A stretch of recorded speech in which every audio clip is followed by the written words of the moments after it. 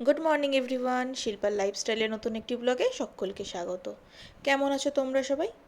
আজ হচ্ছে সোমবার, শ্রাবণ মাসের প্রথম সোমবার। চলো তাহলে দিনটা শুরু করা যাক ভোলে বাবার নাম নিয়ে।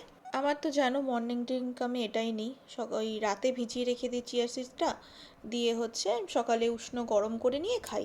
আর আমি রিসেন্টলি এই মোরিঙ্গা পাউডারটা ইউজ করছি, শুনেছি নাকি অনেক বেনিফিট আছে। দেখবো খেয়ে কি বেনিফিট হয়, যদি সত্যিই কোনো বেনিফিট হয় তাহলে কিন্তু তোমাদেরকেও সাজেস্ট করবো, খেতে পারো।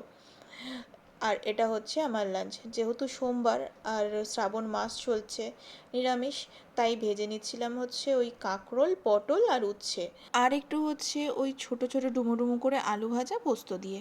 আর এই যে জলটা, এটা আমি সারা গরমে খেয়েছি। এটার মধ্যে রয়েছে মৌরি দিয়ে বানানো শরীর ঠান্ডা করার একটা পাউডার, যেটা হচ্ছে আমি রাতেই গুলে রেখে দিয়েছিলাম সকালে নিয়ে যাওয়ার জন্য। খেতে বেশ সুন্দর, আমার তো বেশ ভালোই লাগে। আর সত্যি কথা বলতে শরীর কিন্তু মানে হিট হয় না ভেতর থেকে। এই যে এখন গরম যা পড়েছে, মানে এই কদিন বৃষ্টি দেওয়ার পরও মারাত্মক গরম পড়ে গেছে, যেন মনে হচ্ছে আবার সেই গ্রীষ্মকালটাই ফিরে এসছে। আমি সারা গরমেও ইউজ করেছি, এখনও ইউজ করছি, সত্যি শরীরটা ঠান্ডা থাকে। আচ্ছা, সাথে নিয়ে নিয়েছিলাম না আমি হচ্ছে সাবুর খিচুড়ি। খিচুড়িটা খেতে কিন্তু দারুণ হয়েছিল। তোমরা আশা করি সবাই বানাতে পারো। আমি হচ্ছে এর মধ্যে অ্যাডিশন করেছিলাম শুধুমাত্র হচ্ছে তোমার বাদাম। আমার একটু বাদাম দিয়ে খেতে ভালো লাগে। এই চললাম হচ্ছে ঠাকুরের পুজো দিতে। আমাদের কমপ্লেক্সের মধ্যেই মন্দিরটা আছে, কালকেও দেখিয়েছিলাম। আমি এই মন্দিরেই কিন্তু জল ঢালি। এই বছর হচ্ছে শিবরাত্রিরও এই মন্দিরেই জল ঢেলেছি। আর এখন শ্রাবণ মাস, যে কটা শ্রাবণ মাসের সোমবার হবে, সে কটা শ্রাবণ মাসের সোমবারও কিন্তু এই মন্দিরেই জল ঢালবো।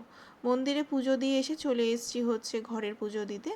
ঘরের পুজো দিয়ে নিয়ে ঝটপট ব্যাগ গুছিয়ে এবার হচ্ছে অফিস যাওয়ার পালা। তোমরা যদি আমার অফিস দেখতে চাও আমাকে অবশ্যই কমেন্ট করো, একটা ছোট্ট ভিডিও শেয়ার করব। আমি হচ্ছে ভয়েস ওভারটা দিচ্ছিলাম রাতে, শুনলাম একটা বাংলাদেশের খুব মর্মান্তিক একটা ঘটনা। মানে রাস্তায় বেরাবো আর বাড়ি ফিরতে পারবো কি না, বা প্রিয়জনরা বেরোলে বাড়ি ফিরতে পারবে কি না, এর আতঙ্ক কিন্তু এখন থেকেই যায়। কত মা হচ্ছে সন্তানহারা হয়ে গেল। ভাবা যায় আমাদের এই দেশের বা পুরো পৃথিবীর কি পরিস্থিতি চলছে এখন, সত্যি ভীষণ মর্মান্তিক। সকালের ব্রেকফাস্টটা করছিলাম, করতে করতে বাইরের দিকে দেখছিলাম, তখনও পর্যন্ত এই খবরটা পাইনি, কিন্তু অন্য কিছুই ভাবছিলাম। কাজের মাঝখানে ওই টুক করে একটা সেলফি। অফিস থেকে বাড়ি ফিরে এসে একটু রেস্ট নিয়ে তারপর বানিয়ে নিচ্ছিলাম কর্তামশাইয়ের পছন্দের পনির। আমি তো পেঁয়াজ রসুন এই মুহূর্তে খাচ্ছি না, কিন্তু ও খাচ্ছে, তাই ওর জন্য বানিয়ে দেবো একটুখানি পনির। আর আমার হচ্ছে রাতের মধ্যে এখন আমি খাই হচ্ছে ওই সাপ্লিমেন্ট যেটা চলছে এখন আমার ওয়েট লসের জন্য, সেটা। পনিরেরটা কিন্তু আশা করি খুব ভালো হয়েছে, মানে গন্ধটা ভালো বেরোচ্ছিল। তো টেস্ট তো করতে পারবো না, আশা করি ভালোই হবে। আমার তো রান্না এখানে কমপ্লিট, আর আমার রাতের সাপ্লিমেন্ট যেটা, সেটাও আমি বানিয়ে নিয়েছি। ওটা তো ভীষণ ইজি। চলো আজকের মতো টাটা।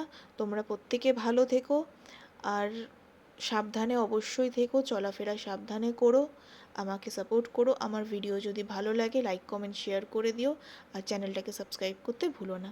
গুড নাইট সকলকে।